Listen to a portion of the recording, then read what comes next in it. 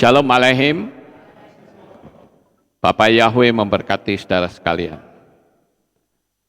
Malam hari ini saya akan menyampaikan satu materi yang saya beri tema kebenaran atau emet. Nah, namun sebelumnya saya akan bacakan terlebih dahulu ada satu kesaksian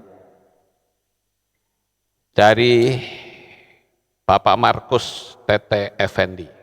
Saya bacakan untuk saudara. Shalom, selamat malam Pak Lukas. Saya Markus Tete Effendi memberikan kesaksian berhasil mendapatkan mujizat Bapak Yahweh dengan praktek hukum loa. Cucu saya atau cucu dari keponakan yang berusia 5 bulan divonis dokter operasi jantung pada tanggal 8 November jam 10 pagi. Menjadi sehat sempurna, langsung boleh pulang.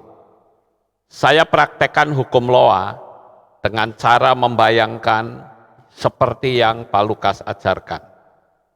Pada tanggal 7 November malam, saya membayangkan saya sedang menimang cucu saya. Saya berdoa Bapak Yahweh kasihilah Thalia. Thalia itu adalah nama cucu saya. Sambil menimang dalam bayangan saya berkata, Thalia, Bapak Yahweh ada di sini. Bapak Yahweh dan saya mengasihi kamu, bangkitlah. Kita akan bertemu di dalam kasih Bapak Yahweh. Tanggal 8 November pagi, saya diinformasikan mujizat terjadi. Cucu saya sehat sempurna, dokter pun heran dan cucu saya boleh pulang. Saya sangat berterima kasih kepada Pak Lukas yang telah mengajarkan untuk meraih mujizat. Terpujilah Bapak Yahweh di dalam Adonai, Yeshua HaMashiach, dan Ruach HaKodes. Amin. Tuhan menghendaki kita hidup di dalam kebenaran firman Tuhan. Inilah kesaksiannya, saudara-saudara. Dan malam ini saya akan menyampaikan materi yang saya beri tema emet. Emet atau kebenaran. Kalau kita mendengar kata kebenaran, itu akan bisa dibedakan dengan kebaikan, saudara.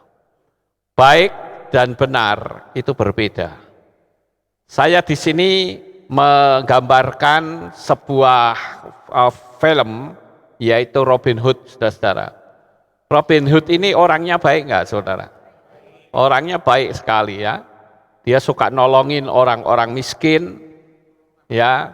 Tetapi sayang sekali dia mendapatkan uang itu dari hasil merampok.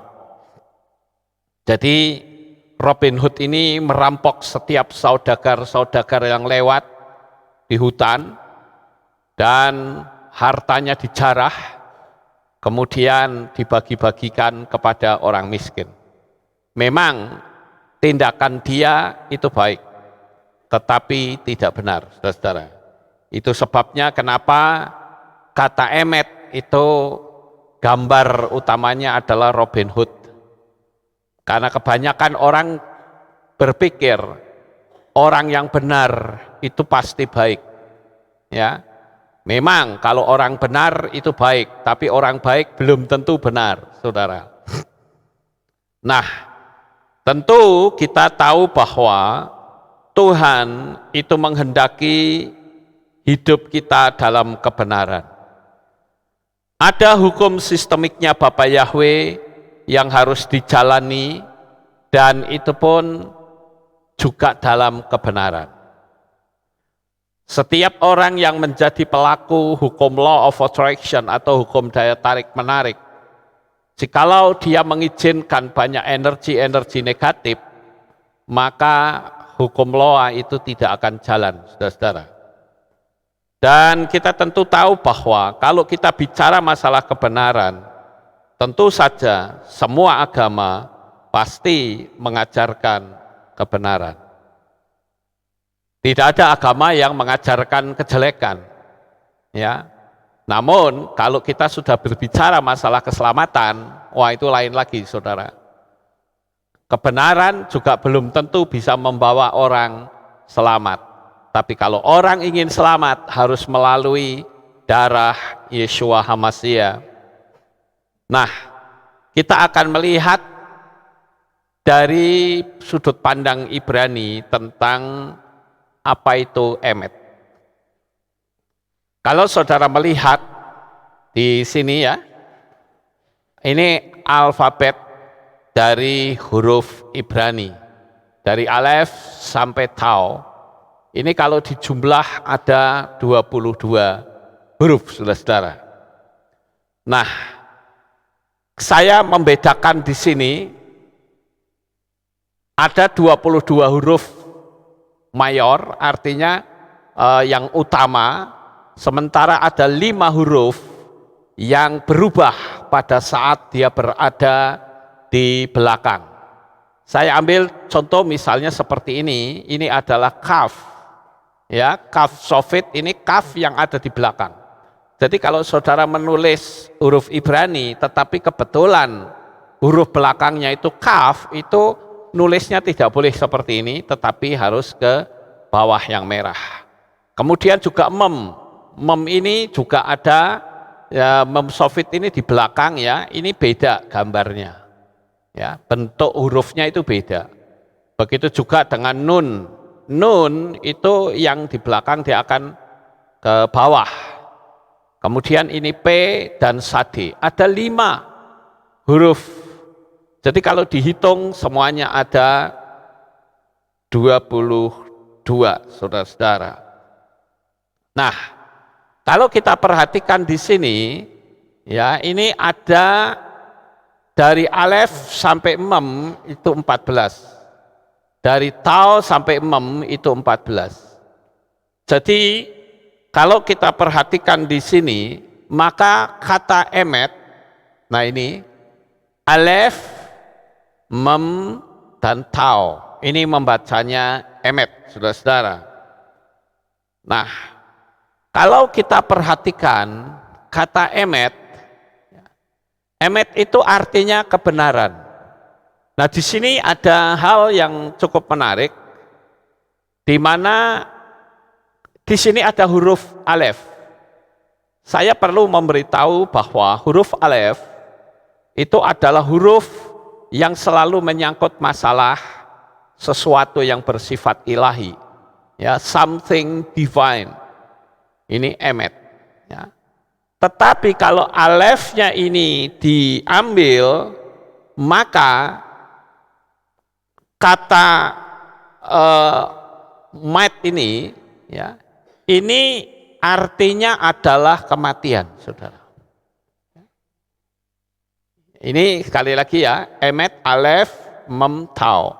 Nah, tapi kalau diambil alefnya, diambil sesuatu yang bersifat ilahi, maka yang ada hanyalah kematian. Nah, ada hal yang cukup menarik di sini, yaitu tentang kita ini ya. Kebenaran itu mencakup keseluruhan huruf. Seperti tadi ya, alef, mem, dan tau, ini keseluruhan huruf. Sedangkan kebohongan itu hanya 3 huruf saja.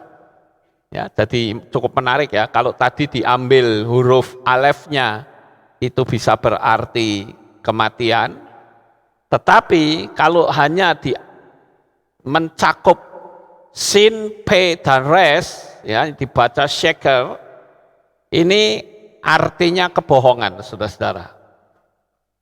Ya. Jadi kalau kita lihat kebenaran ini mencakup keseluruhan huruf, sedangkan kebohongan itu hanya 3 huruf saja. Ya. Ada shin, ada kaf, dan ada res. Ya. Sheker bacanya. Nah, kebohongan itu tidak memiliki kekekalan karena dia sedikit saja. Begitu juga saudara-saudara, kalau kita lihat bahwa kebohongan ini seringkali menjadi bagian dalam kehidupan manusia. Dan selama orang tinggal di dalam kebohongan, maka kehidupan dia itu akan sangat sengsara. Karena dia hidupnya akan menjadi gelisah. Tidak akan ada ketenangan. Karena bagaimanapun juga kebohongan dan kebenaran itu sesuatu yang terbalik.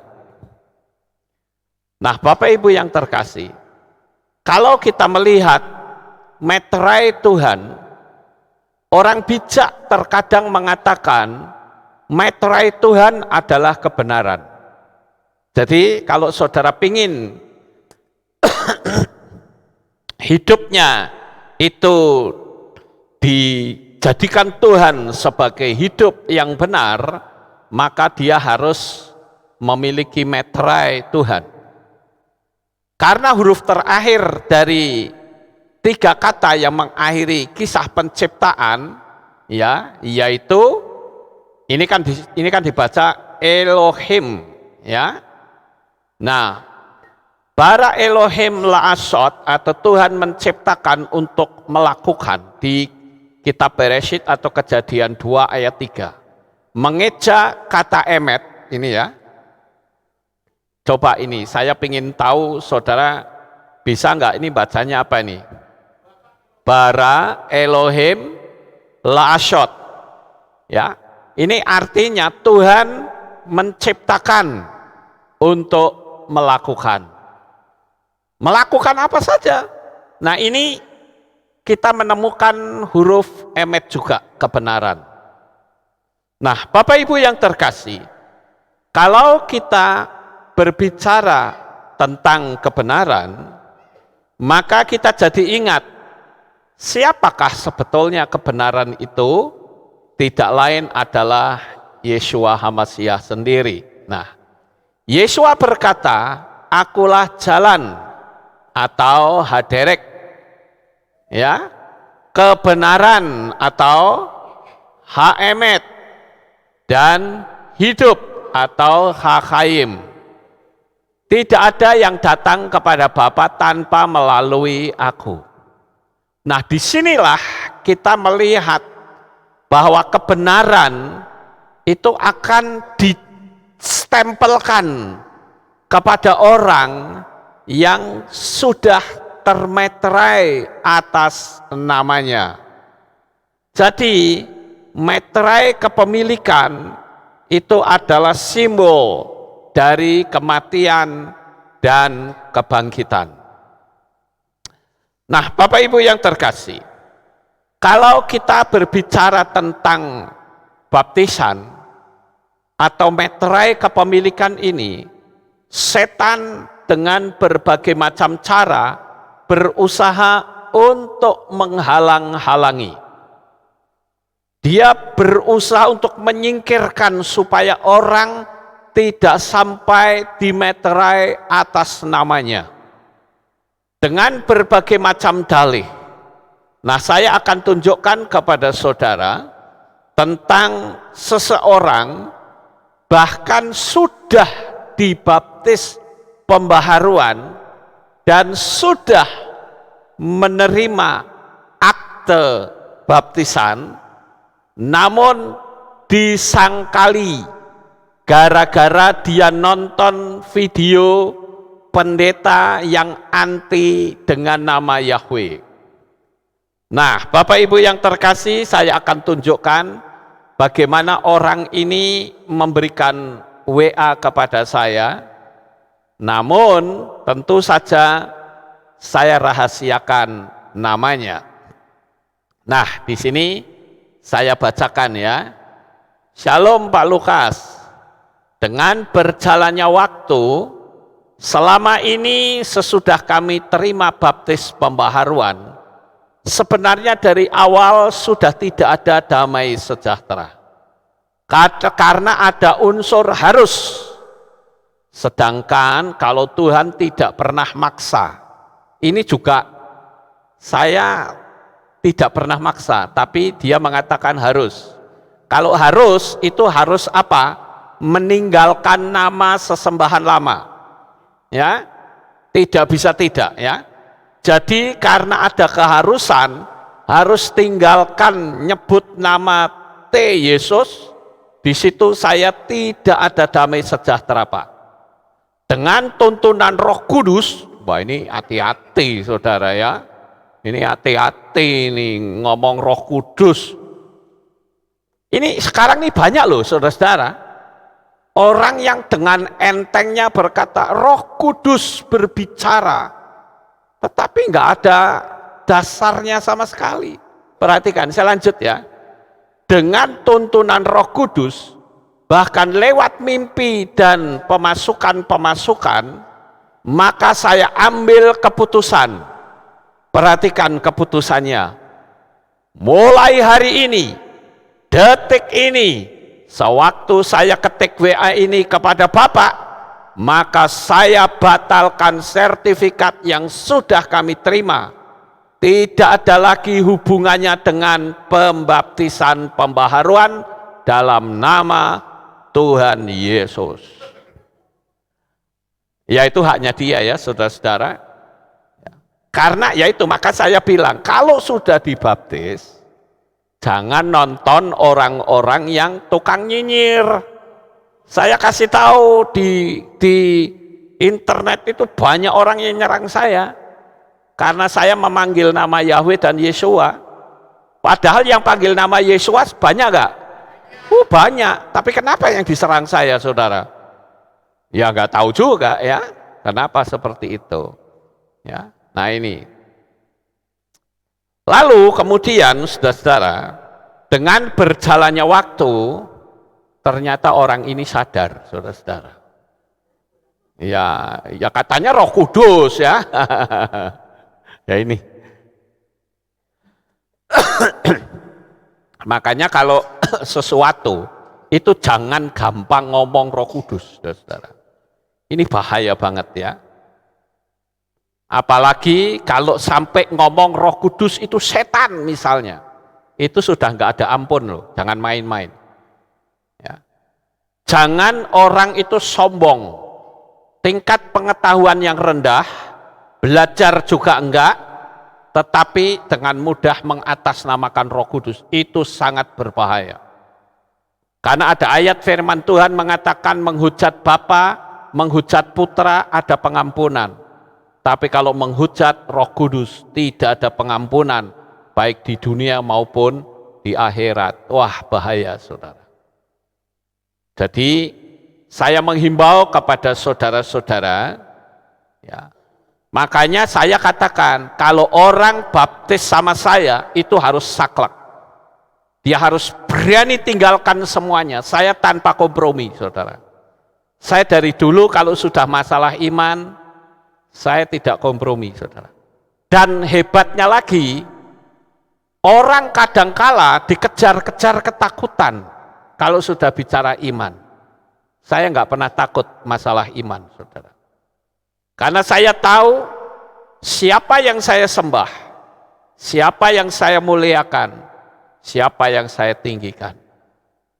Selama saya percaya akan kemahakuasaan Bapa Yahweh, sekali-kali dia tidak akan pernah tinggalkan saya. Nah, sekarang saya tunjukkan dia WA lagi, saudara, setelah beberapa bulan. Ya, nah WA-nya begini, saudara. Shalom Pak Lukas, maaf ya Pak atas perkataan saya di atas yang mengatakan batal. Nah loh, ya. Waktu itu saya sangat syok karena diserang kiri kanan mengatakan saya sesat karena panggil Bapak Yahweh. Tapi saya berdoa terus lapor kepada Roh Kudus. Nah ini Roh Kudus lagi saudara, ya, untuk tuntunannya. Ya syukurlah kalau dia nyadari ya, lalu dia minta tolong sama Roh Kudus. Sekarang saya sudah kuat, tetap panggil nama Bapak Yahweh walaupun ada tantangan. Saya menemukan orang yang ketakutan masalah baptisan itu banyak sekali, saudara. Bahkan ada orang yang telah dibaptis ngomong, Pak, tolong jangan diupload ya Pak. Kalau saya tak pamer ke malahan, saudara. Ya, saya orangnya kalau sudah pegang iman, saya nggak peduli, saudara. Kenapa? Karena saya punya prinsip. Prinsip saya tak tergoyahkan dengan cara apapun. Karena saya tidak pernah takut dengan ancaman. Saya tidak pernah takut dengan apapun. Karena yang saya takuti adalah Bapak Yahweh di dalam Adonai Yeshua HaMashiach. Lalu saya memberi jawaban. Jawaban saya begini. Shalom Bu, semua itu adalah pilihan pribadi. Saya juga enggak maksa. Yang jelas keselamatan tidak ada dalam siapapun juga kecuali dalam nama Bapa Yahweh dan Yeshua HaMashiach dan Ruach HaKodes. Keselamatan itu juga tidak bisa diintervensi oleh siapapun juga. Bagi saya, keselamatan itu sifatnya pribadi, lepas pribadi. Ibu juga enggak perlu minta maaf pada saya. Karena bagi saya ibu tidak salah, karena semua keputusan itu sifatnya pribadi. Jadi saya mau diserang seperti apa, nggak perlu minta maaf, bong saya selalu memaafkan kok. Ya Bapak Ibu, kalau mau minta maaf, minta ampun ya urusannya sama Bapak Yahweh, bukan kepada saya. Ya. Saya bukan mau sok-sokan, saudara.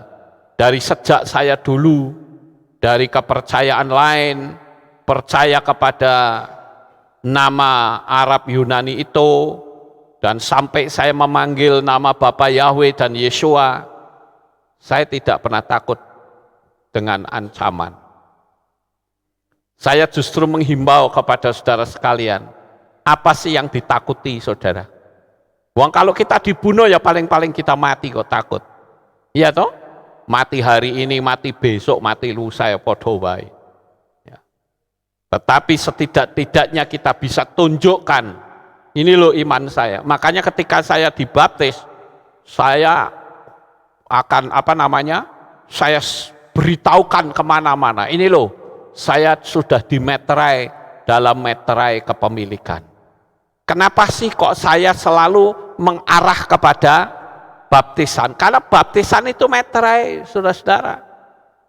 Kalau kita menjadi anak-anak Tuhan, kita ini dimeterai dalam nama yang benar, ya kita tidak boleh bawa yang lama, ya, karena banyak orang yang masih ngeper gitu ya. Ini saya juga ada lagi yang WA saya, yang tadinya mau baptis pembaharuan, nggak jadi, saudara-saudara. Ya karena ya nonton. Nah, nonton video orang-orang yang tidak bertanggung jawab. Ini ya saya bacakan ya. Kalau dia ini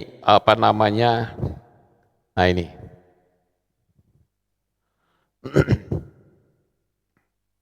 Kalau dia ini nonton salah satu video yang mana dia itu cuma lihat satu video sebetulnya, karena ketika saya sodorin dia nggak tahu. Dia nonton video seorang pendeta ya yang juga nyerang saya, yang mengatakan bahwa saya ini sedang hamil anaknya Yesus Kristus, saudara-saudara. Ya dipercaya loh, heran saya. Ya, saya sedang hamil 8 bulan, hamil anaknya Yesus Kristus dan akan melahirkan dan nanti akan diberi nama Immanuel. Wow, iya, ya kayak gini kok ya dipercaya gitu loh. Nah dia berkata bahwa ibu pendeta ini mengatakan begini ya, nggak ada itu baptisan pembaharuan. Betul, kalau saya tunjukkan bagaimana? Ya. Memang tragis ya saudara, dengan banyaknya video-video di YouTube, kalau kita tidak memilah-milah, kita bisa keseret kembali. Ya sama seperti si ibu ini saudara. Dia keseret, padahal dia sudah senang-senang, sudah terima baptisan, sudah mendapatkan akte baptisan, tapi malah aktenya dirobek-robek. Ya sudah, ya karena nonton yang enggak saudara. Nah sekarang saya lanjut ya. Kata emet berasal dari kata kerja aman, yang berarti menopang atau mengkuatkan, dan mengungkapkan gambaran lengan kuat dari orang tua yang menopang bayi yang tidak berdaya. Kebenaran berdiri dalam hubungan aktif dengan orang yang seharusnya mengetahuinya dan memikul beban, sehingga dapat dikatakan dengan menjadi dasar keberadaan seseorang dalam ciptaan. Baruk Dayan Haemet adalah berkat ketundukan yang diucapkan pada saat berkabung bagi orang Yahudi. Simbol kematiannya adalah baptisan air sebagai wujud penundukan diri atas nama Bapa Yahweh dan Yeshua HaMashiach dan Ruach HaKodes. Jadi begini saudara, ketika seseorang itu dibaptis, ditenggelamkan, itu simbolnya mati saudara, dikuburkan, bukan dipercik saudara.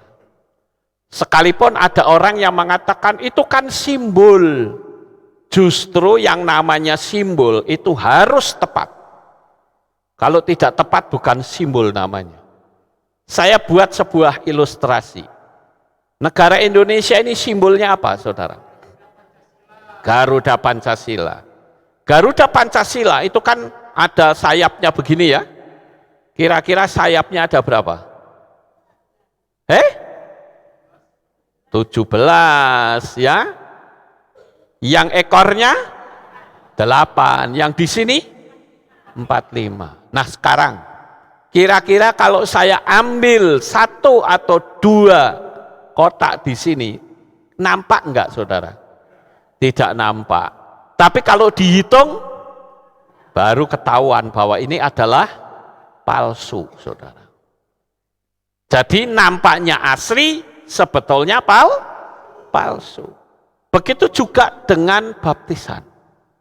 Kenapa sih kok tadi saya katakan burung Garuda itu sayapnya ada 17, ekornya ada 8, ini bulu di leher ada 45. Itu simbol apa? Tanggal kemerdekaan negara Indonesia. Jadi tepat saudara.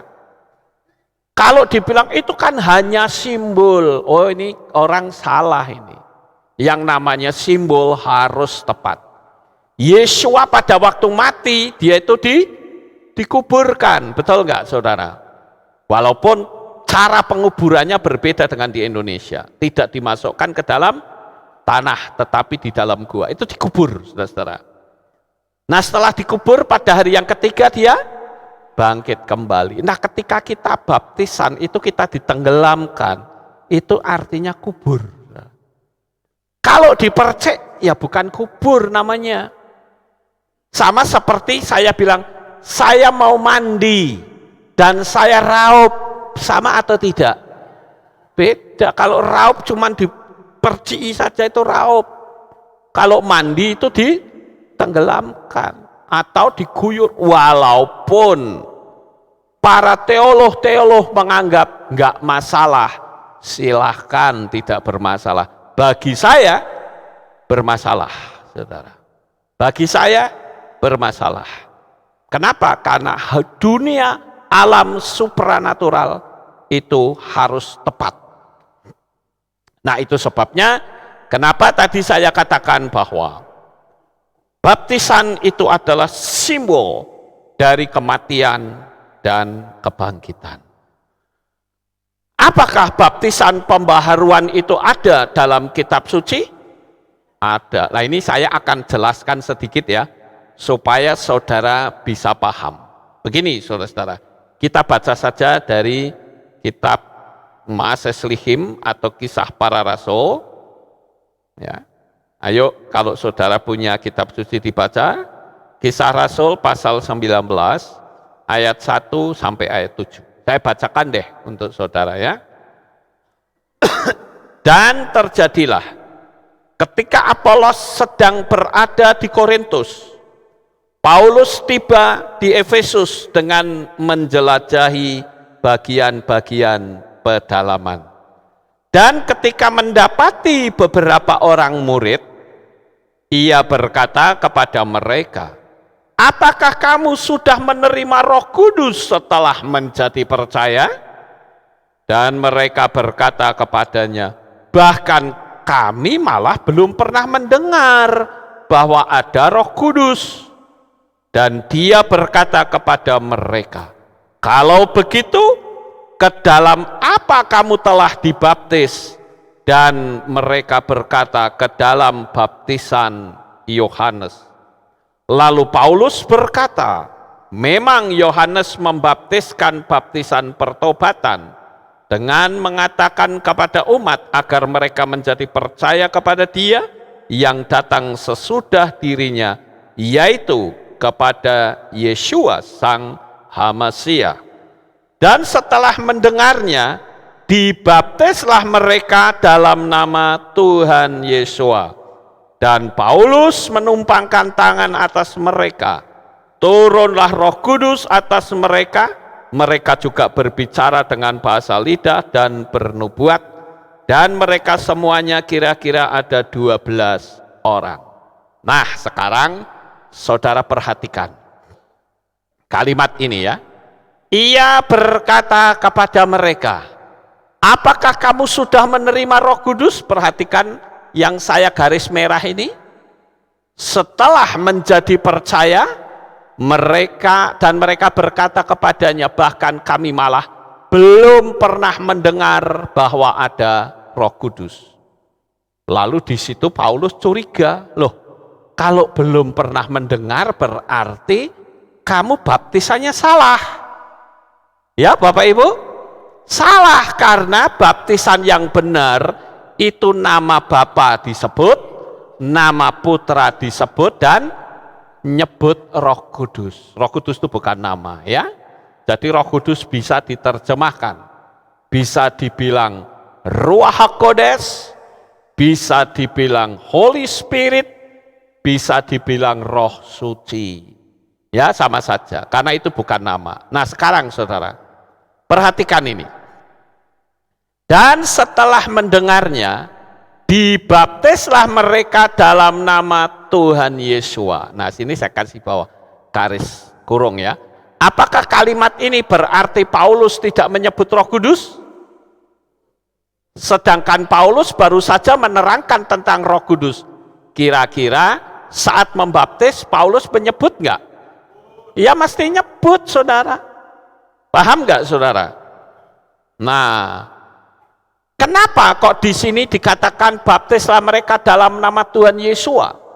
Kok di sini tidak ditulis Roh Kudus? Ini hanya redaksinya saja. Paham Bapak Ibu? Tapi kalau orang yang cerdas, dia akan ngerti. Sekalipun Paulus membaptis, redaksinya berkata, dibaptislah mereka dalam nama Tuhan Yesua, bukan berarti Roh Kudusnya tidak disebut. Paham saudara? Kalau Paulus tidak menyebut Roh Kudus, ya Paulus sami mawon sama Yohanes, betul gak? Jadi kitab suci itu ada yang namanya menerangkan dan apa adanya. Nah kalau ini pasti diterangkan saudara, harus diterangkan supaya paham. Iya dong, kalau Paulus tidak menyebut Roh Kudus, lalu buat apa Paulus memberitakan tentang Roh Kudus? Betul nggak Bapak Ibu? Nah, kenapa hal ini saya tanyakan? Karena ada yang berpendapat kalau Paulus itu membaptis tidak menyebut Bapa Yahweh. Ada yang seperti itu. Sekalipun di kalimat ini tidak menyebut nama Bapa Yahweh, bukan berarti Paulus tidak menyebut. Paham? Karena perintahnya Yesua adalah pergilah jadikan semua bangsa muridku, baptislah mereka dalam nama Bapa. Bapak kita itu siapa? Ya. Jangan, wah dulu kan sudah nih ikut dalam nama Bapak. Lah bapaknya bapak siapa? Ada Bapak Yanto, Bapak Joko, Bapak Doni, Bapak Rohadi, atau Bapak Yahweh, harus jelas. Paham Bapak Ibu? Dan putranya juga harus jelas. Siapa putranya? Yesua HaMasyiah. Itulah nama Ibrani. Orangnya orang Ibrani. Paham Bapak Ibu?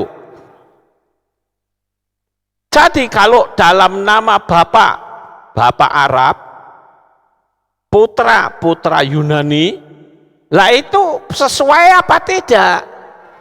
Ya tidak, harus diperbaiki gitu loh. Sekarang kita main logika, ucapan saya ini benar atau tidak? Ayo main logika sekarang. Saya pernah memberikan sebuah ilustrasi tentang Bapak Sinaga yang baik hati, dan saya bersyukur responnya sangat luar biasa. Dia bilang, dengan penerangan ini saya jadi paham. Ya kalau saudara pengen dengar ya lihat lagi saudara. Ya, jadi saya katakan bahwa karena ada orang yang mengatakan Paulus nggak pernah tuh nyebut Bapak Yahweh. Lah saya juga mengatakan Paulus nggak nyebut Roh Kudus. Padahal dia baru saja menerangkan Roh Kudus. Iya toh? Apakah berarti dengan kalimat seperti itu Paulus tidak menyebut Roh Kudus? Ya tidak, saudara. Kenapa? Karena itu hanya redaksinya saja. Bahwa jadi titik sentralnya adalah Yesua HaMasyiah. Ya. Nah, hanya Tuhan Yesus saja. Itu sebuah pendapat yang keliru. Sama seperti kalimat tadi, Paulus tidak ditulis menyebut Roh Kudus saat membaptis, padahal baru saja menerangkan tentang Roh Kudus. Kan tidak mungkin tidak menyebut, betul nggak Bapak Ibu? Jadi ini hanya susunan redaksinya saja. Buktinya, kalau saudara membaca di dalam ayat yang ke-6 dikatakan, dan ketika Paulus menumpangkan tangan atas mereka, turunlah Roh Kudus ke atas mereka. Mereka juga berbicara dengan bahasa lidah dan bernubuat. Jadi sekalipun di redaksinya itu tidak menyebut Roh Kudus, bukan berarti Paulus tidak menyebut Roh Kudus. Dia baru saja menerangkan Roh Kudus kok. Sampai di sini paham Bapak Ibu? Ya. Karena kita ini ya disebut sebagai mempelai HaMasyiah, maka kita harus cerai dengan kekasih kita yang lama. Ya, coba kita baca tuh 2 Korintus. Ayo kita baca 2 Korintus pasal 11 ayat yang kedua. Sebab aku mencemburui kamu dengan cemburu ilahi, karena aku telah mempertonangkan kamu kepada seorang suami untuk mempersiapkan seorang perawan yang suci bagi HaMasyiah. Nah ini ya, jadi kita ini kenapa disebut kita harus mengganti nama sesembahan, karena kita sudah dipertonangkan, saudara. Nah sekarang saya akan bertanya kepada saudara yang berpikir normal. Saudara punya istri bukan? Yang sudah punya istri yang jawab. Ya, kalau saudara punya istri, bolehkah pasanganmu simpan foto mantan? Suami ya, yang nyimpen foto mantan boleh nggak kira-kira? Enggak boleh saudara ya. Misalnya, saudara dulu pacaran dengan, ya sebutlah namanya Mbak Endang gitu. Ya. Setelah saudara tidak lagi berhubungan, ya, sebutlah dia sekarang bersama dengan Mince. Ya. Boleh nggak kira-kira ketika yang laki-laki ini nyimpen fotonya Mbak Endang, saudara? Boleh nggak? Nggak boleh. Kenapa nggak boleh? Ya karena cemburu, betul nggak Bapak Ibu? Nah Bapak Yahweh itu juga Tuhan yang cemburu, saudara. Makanya kenapa alasannya saya harus diputuskan dengan mantan kita yang lama. Ya Bapak Ibu, jadi saya ada alasan. Karena saya pakai perasaan saudara sendiri. Kalau suami saudara nyimpen fotonya mantan, saudara keberatan. Tapi saudara sendiri menganggap nggak masalah kalau kita panggil campur-campur. Ya. Apalagi kalau dia sudah mengaku, saya pernah ketemu dengan Bapak Yahweh, tapi kok campur-campur, saya ragu. Apakah benar dia ketemu sama Bapak Yahweh? Kalau dia ketemu Bapak Yahweh, kemuliaannya dahsyat loh, saudara. Kita bisa, Paulus saja bisa sampai buta. Iya enggak? Apalagi kalau mengatakan Bapak Yahweh, di sini hanya ada Yahweh dan Yeshua Hamashiach. Tetapi setelah turun ke dunia, campur-campur. Apakah itu benar? Tidak. Makanya saya katakan kebenaran itu berbeda dengan kebaikan. Kebenaran itu mutlak. Iya atau tidak? Itu kebenaran, saudara. Tidak bisa campur-campur, saudara. Ya, karena kalau kita masih campur-campur, ya ada beberapa faktor sebetulnya. Saya kasih tahu tuh para jemaat yang masih ngotot katanya si A buktinya panggil nama Yunani ada mujizat. Nggak usah begitu, ahli sihir Mesir bisa bikin mujizat. Tapi apakah dengan banyaknya mujizat itu tolak ukur sebuah kebenaran? Ya tidak, saudara-saudara. Ini loh kenapa saya katakan bahwa kebenaran itu mutlak kita miliki. Ya, Bapak Ibu. Saya bacakan di dalam Yohanan atau Yohanes 16 ayat 7 sampai 9. Namun aku mengatakan kebenaran kepadamu adalah berguna bagimu bahwa aku pergi, karena jika aku pergi, penghibur itu tidak akan datang kepada kamu. Jika aku tidak pergi ya. Tetapi jika aku telah pergi, aku akan mengutus dia kepadamu. Dan apabila sudah datang, dia akan menemplak dunia mengenai dosa dan mengenai kebenaran dan mengenai penghakiman. Mengenai dosa, sesungguhnya karena mereka tidak percaya kepadaku. Saudara yang terkasih, saya memberitakan tentang baptisan itu kenapa penting. Karena itu sama saja boarding pass untuk masuk ke Syamaim. Ya. Boarding passnya itu baptisan. Sama seperti contoh gampang lah. Ya. Saya mau masuk ke Akmil. Tapi saya main pakai pakaian tentara saja tanpa ada simbol-simbol yang dikenal oleh Akmil. Kira-kira bisa masuk enggak? Enggak akan bisa, ditendang keluar malah iya, saudara. Ya. Tapi kalau saya pakai atribut yang dikenal oleh akmil, saya akan masuk dengan mudah. Amin. Enggak cuman bentuk seragamnya sama, tidak, tapi ada simbol-simbolnya. Sama seperti kita. Orang banyak terima Tuhan, ya, karena firman katakan apa? Banyak yang dipanggil, sedikit yang dipilih. Saudara mau nggak jadi orang pilihan? Ini bukan bicara organisasi loh. Ini bicara nyawa manusia. Kenapa setiap orang minta baptisan pembaharuan, dia tanya, Pak Lukas siapnya kapan? Saya selalu siap. Mau tengah malam kek, mau pagi hari, pokoknya saya selalu siap. Karena ini penting, saudara. Saya baptis orang tengah malam 2 kali, ya. Yang pertama, kepada Ibu Siska, dia seorang istri dari gembala sidang gereja Mennonite di Kanada. Kemudian yang kedua kali saya membaptis Maya Stefani. Dia seorang pramugari udara, pramugari Garuda, sampai sekarang masih aktif. Itu pun saya baptis malam hari.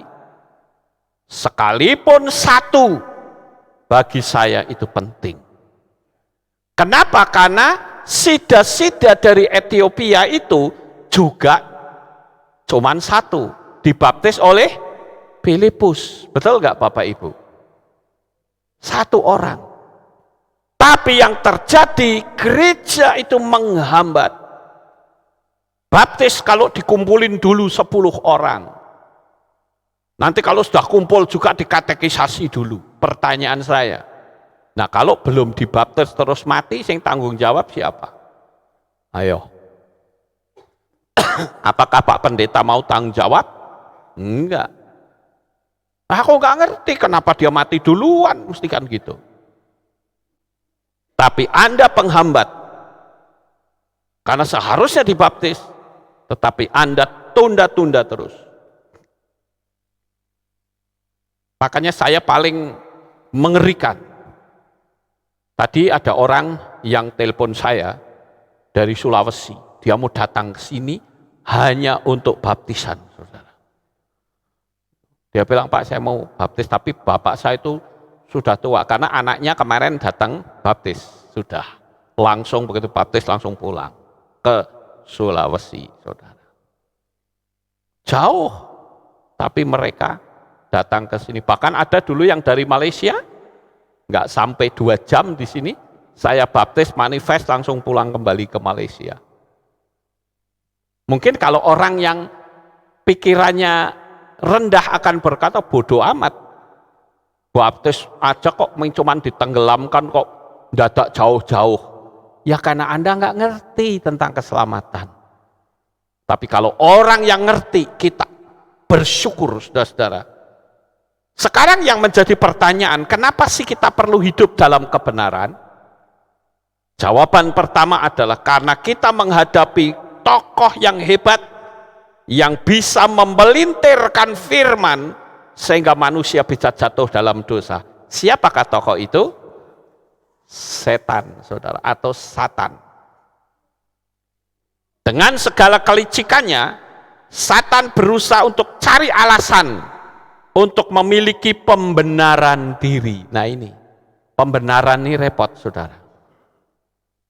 Saya kalau ngomong-ngomong dengan seseorang ya, seperti yang tadi, si ibu tadi ya, selalu mengatakan apa? Saya berpendapat, saya pikir, saya rasa, saya kira, selalu jawabannya begitu. Harusnya firman Tuhan berkata, itu baru benar. Ya. Kalau sudah saya, itu berarti pendapatnya bukan pendapat dari firman, tapi pendapat dari diri sendiri. Saya menghimbau kepada saudara sekalian yang ikut streaming pada malam hari ini, yang engkau masih ragu tentang baptisan, saya tegaskan, mumpung masih ada waktu, segera hubungi saya. Ada nomor telepon di deskripsi. Silakan bisa dihubungi, mumpung masih ada kesempatan. Ada yang bertanya lagi begini, saudara-saudara, emang bisa baptisan streaming? Bisa nggak? Bisa. Saya juga tanya, emang bisa belajar via streaming? Bisa. Emang bisa pengadilan via streaming? Bisa. Kenapa tidak? Yang tidak bisa itu orang yang berpikiran jadul, saudara-saudara. Sekarang ini di zaman modern, kalau teknologi dipakai setan untuk menjatuhkan manusia, teknologi yang sama kita pergunakan untuk menyelamatkan banyak jiwa. Jadi ini penting sekali Bapak Ibu ya. Pembenaran tanpa dasar, firman itu sangat berbahaya bagi keselamatan kita. Saya tanya seseorang yang sedang kebingungan. Saya pernah bertanya begini, saudara-saudara. Karena orang ini yang saya kasih tahu begini, Pak, kita ini kan ada di Indonesia, Pak. Jadi karena kita di Indonesia, ya kita panggilnya Yesus. Ya. Kalau kita ada di Amerika, panggilnya Jesus. Kalau kita ada di Cina, panggilnya Yesus. Jadi Tuhan itu dipanggil apa saja boleh. Oh ya? Di mana ayatnya? Tidak pernah ada, saudara. Saya mau tanya, misalnya nama Anda, misalnya nama saudara Vivi, saya panggil Vivian, bisa? Ya enggak bisa. Ada orang lagi yang mengatakan begini, loh Pak, saya itu dipanggil Joko. Ya. Padahal nama saya bukan Joko. Tapi karena orang sudah terbiasa panggil saya Joko, ya sudah, enggak masalah. Ya kan Anda enggak masalah. Ya toh? Tapi Tuhan dipanggil apa saja, Dia yang mempermasalahkan. Gitu loh. Yang jadi masalah itu bukan kita mau apa tidak, Tuhannya yang tidak mau. Ya kalau Tuhannya tidak mau, ya jangan kita paksakan Dia seperti pola kita, nggak bisa. Itu, ini penting sekali, saudara. Saya tanya, kenapa orang Muslim punya nabi yang namanya Muhammad, kok sampai hari ini namanya nggak pernah berubah? Orang Konghucu punya dewi namanya Kuan Im, sampai sekarang kok tidak pernah berubah? Pernah nggak Anda curiga, iya ya Tuhan saya ini kan dari Israel, kok namanya bisa nama Arab dan Yunani? Curiga nggak? Ya, apalagi Yunani itu kan rumpunnya berbeda. Yunani itu rumpun Indo-Eropa, sementara Israel itu rumpunnya rumpun Semitik. Kalau Indo-Eropa, kalau Ibrani atau Israel dengan Arab itu masih satu rumpun, namanya rumpun Semitik, saudara. Makanya mirip-mirip. Kalau orang Israel berkata Abah, orang Arab bilang apa?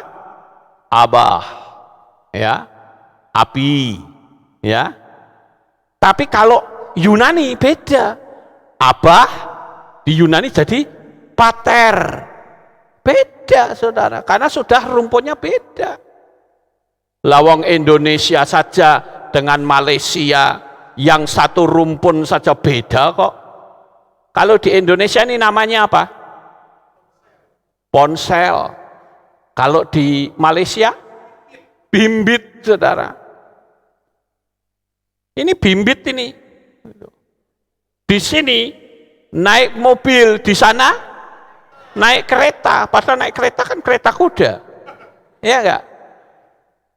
Kalau di sini berputar-putar, di sana pusing-pusing, pusing-pusing kepalanya. Ya.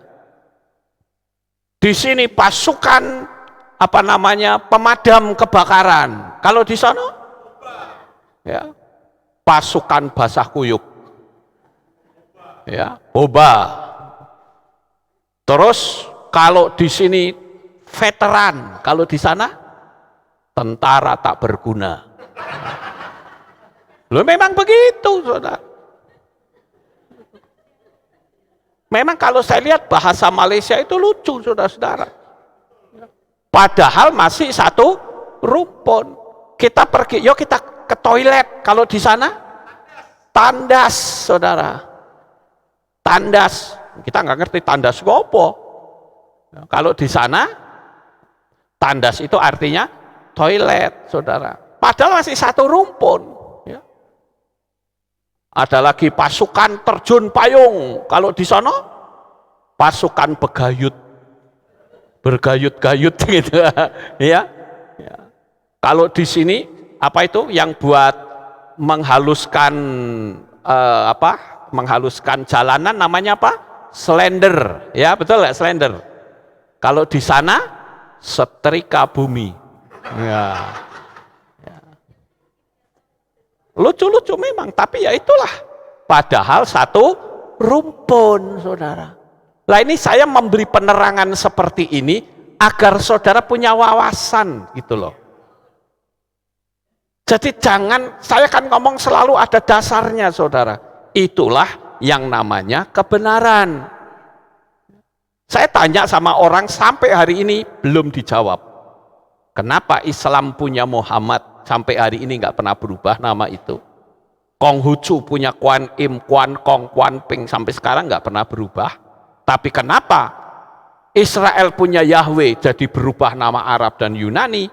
Tolong dijawab. Nggak dijawab sampai hari ini. Nanti ngomongnya sama yang lain. Saya bilang jawab dulu pertanyaan saya. Ini belum selesai nih pertanyaan saya dijawab. Ini baru soal nama loh. Padahal saya tunjukkan ada banyak sekali konsep-konsep yang salah. Nanti terkejut-kejut kalau saya tunjukkan. Ya. Makanya saya katakan kita mengikut sebuah kepercayaan.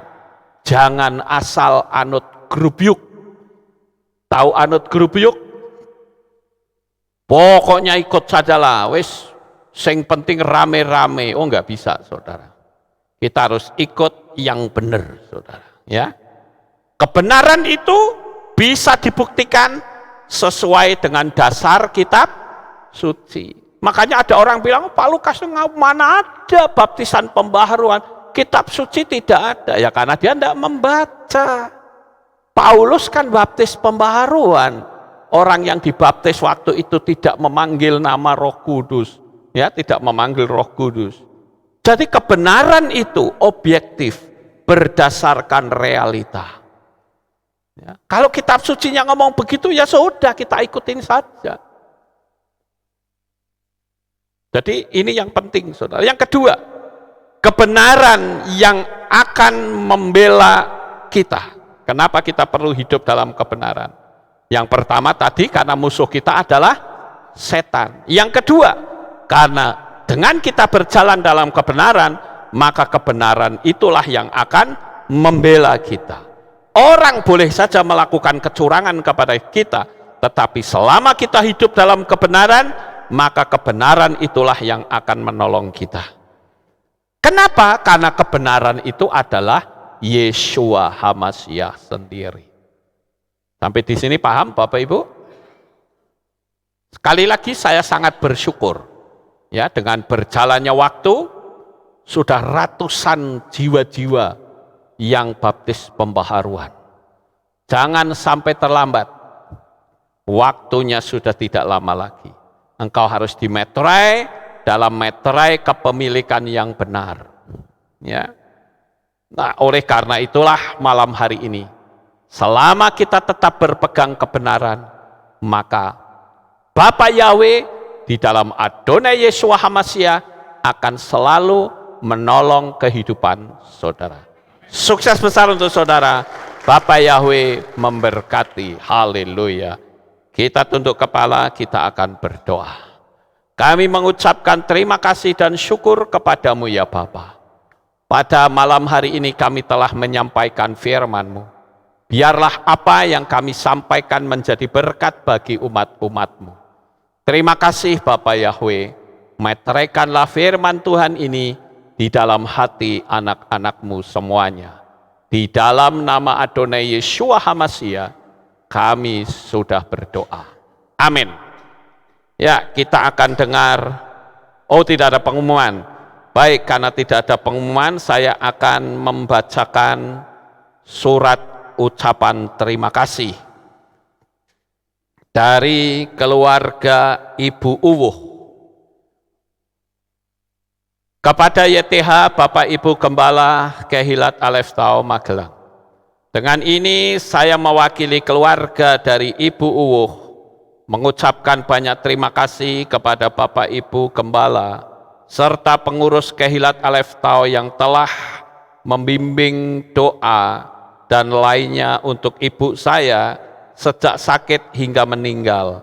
Tidak lupa juga saya minta maaf kepada seluruh jemaat Kehilat Aleftau apabila selama ibu saya atau Ibu Uwuh menjadi jemaat Kehilat Aleftau hingga meninggalnya mempunyai kesalahan. Saya mohon maaf yang sebesar-besarnya, demikian atas perhatiannya. Saya ucapkan banyak terima kasih.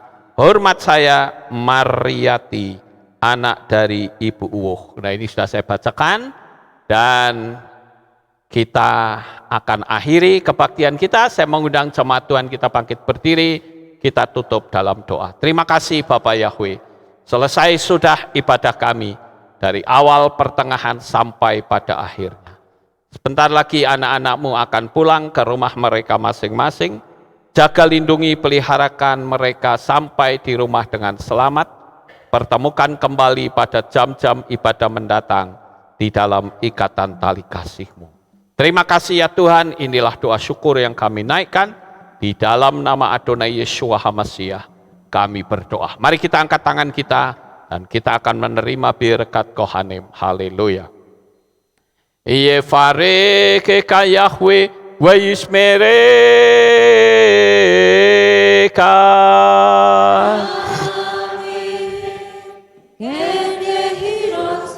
Yair Yahweh panau eleka wihuneka.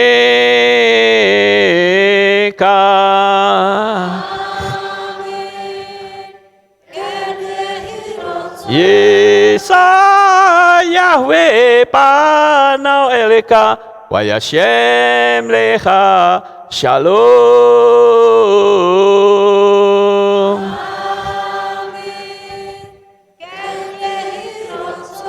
Baruk atapair ufaruk atabasareh. Engkau akan diberkati di kota dan kau akan diberkati di ladang. Baruk peripitne kau friatmat kau frifahem teka syekar ala peka wa esterot soneka. Diberkatilah buah kandunganmu, diberkati hasil bumimu, diberkati hasil ternakmu, anak-anak lembumu dan anak-anak dombamu. Amin. Baruk tan akau misyar teka, diberkatilah bakulmu dan tempat adonanmu. Amin. Baruk ata baboy kau faruk ata beseteka, dan kau akan diberkati pada waktu kau masuk, dan engkau akan diberkati pada waktu engkau keluar. Amin. Baruk ata Yahweh Eloheinu melek haolam, besem Yeshua HaMashiach waruah hakodes kile olam faed. Kami sudah berdoa dan mengucap syukur. Haleluya. Amin. Amen.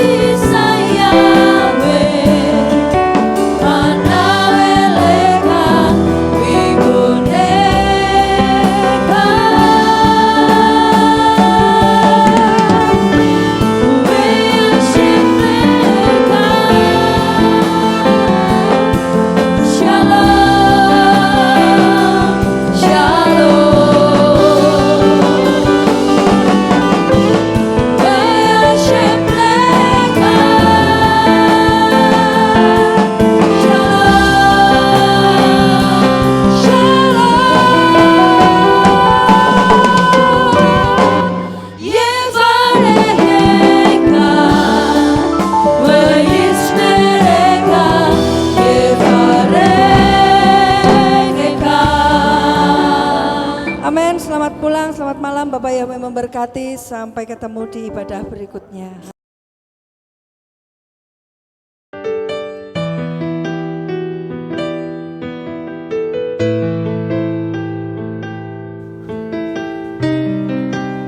Segala pujian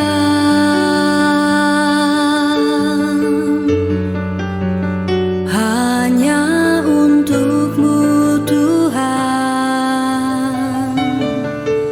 segala kehormatan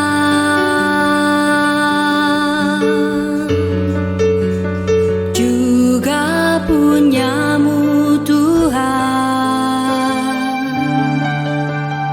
Dari puncak tertinggi sampai lembah terlandai, semua karya kasih cinta-Mu, sujud menyembah Sang Maha Pencipta.